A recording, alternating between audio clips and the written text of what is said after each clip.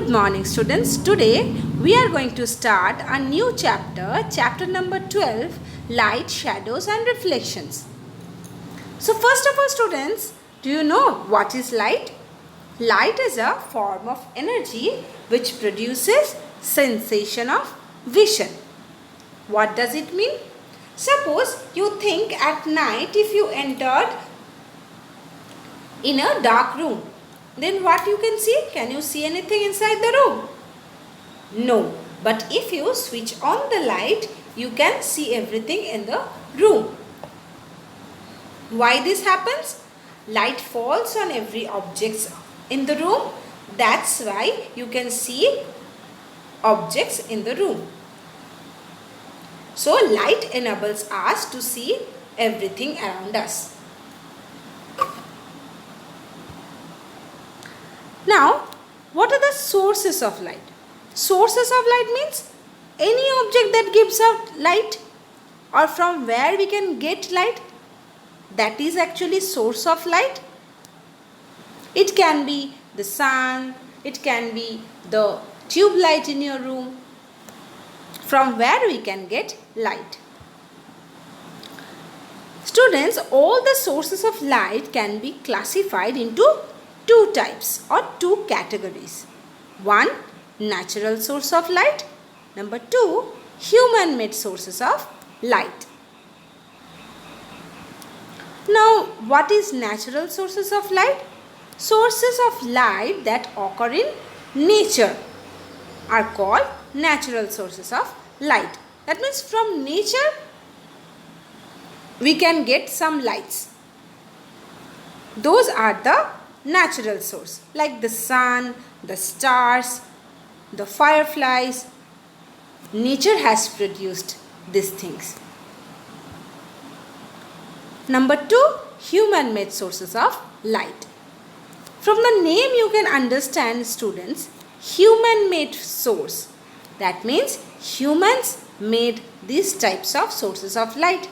So what is the definition?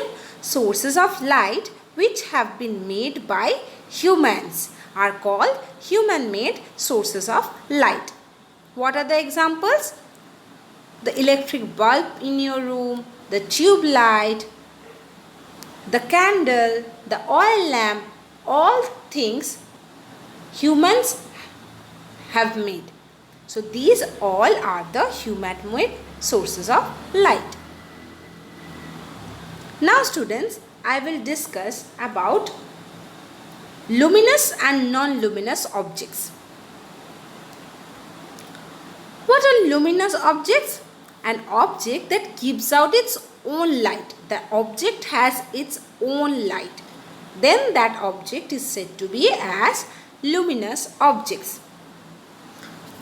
You know students, the sun has its own light. The firefly has its own light. The stars, the burning candle, it has its own light. So these are all luminous objects. Now, non-luminous objects. An object that does not emit light on its own is called non-luminous objects. What happens, students? On these objects, light falls and then bounce back and come to our eyes. Then only we can see those objects. You can consider anything inside the bed, the chair, the table, the fan. On all these things, light falls and that light bounces back and reaches our eyes. Then only we can see these objects. These objects do not have their own light. So here examples are given, students. People, bird, tree, chair, table. These are the non-luminous objects. Now students, many materials around us can be classified as three types: transparent, translucent and opaque materials. That I will discuss now. Transparent materials, Transparent materials, the materials that allow light to pass through them, due to which we see things clearly through them, are called transparent materials. Glass, you can see students here, if light is falling on these objects, light can easily pass through these objects. That's why we can see the hand of that person which is on the other side from this side. So this material is a transparent material. Examples: glass, the clear glass you can see, the clean air, the clean water, even cellophane paper. If you observe and if you put your hand on the other side of the paper, from your side you can easily see the hand which is on the other side of the paper. So these are the examples of transparent materials. Now students, I will discuss translucent material. The materials that allow only some of the light to pass through them. Right? So here all the lights cannot pass through, only some of light can pass through it and can exit. Example: grounded glass, butter paper, frosted glass. These are the example of translucent materials. And if you look at the picture students, you can see any object is present on the other side of that glass. We cannot see that object clearly, but we can see little bit portion of that object. Not very clearly, but hazy. It is hazy.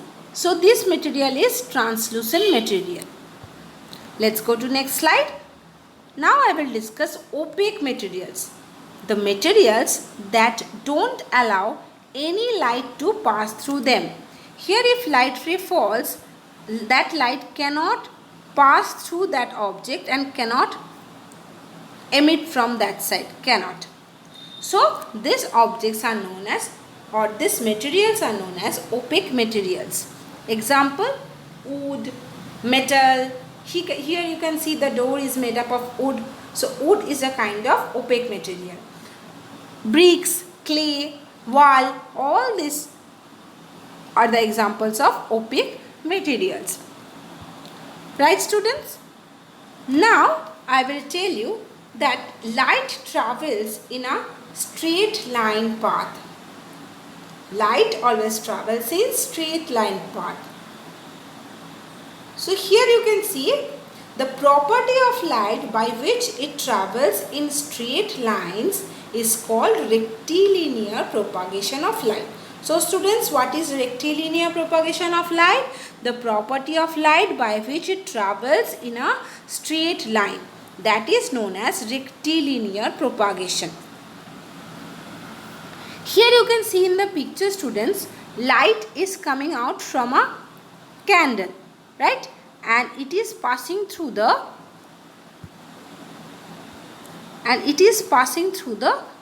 tube.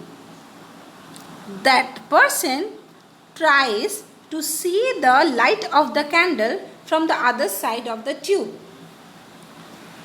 So as the tube is a straight tube and light travels in a straight path, so light rays from the source, from the candle, can easily reach the eye of that person.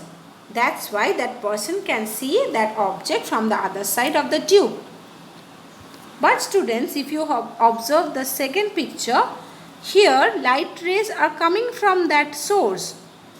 But as the tube is bent, light cannot travel in that direction.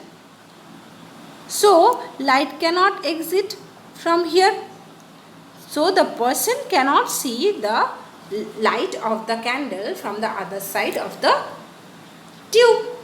So this experiment proves that the light travels in a straight line path always. Okay students, that's all for today.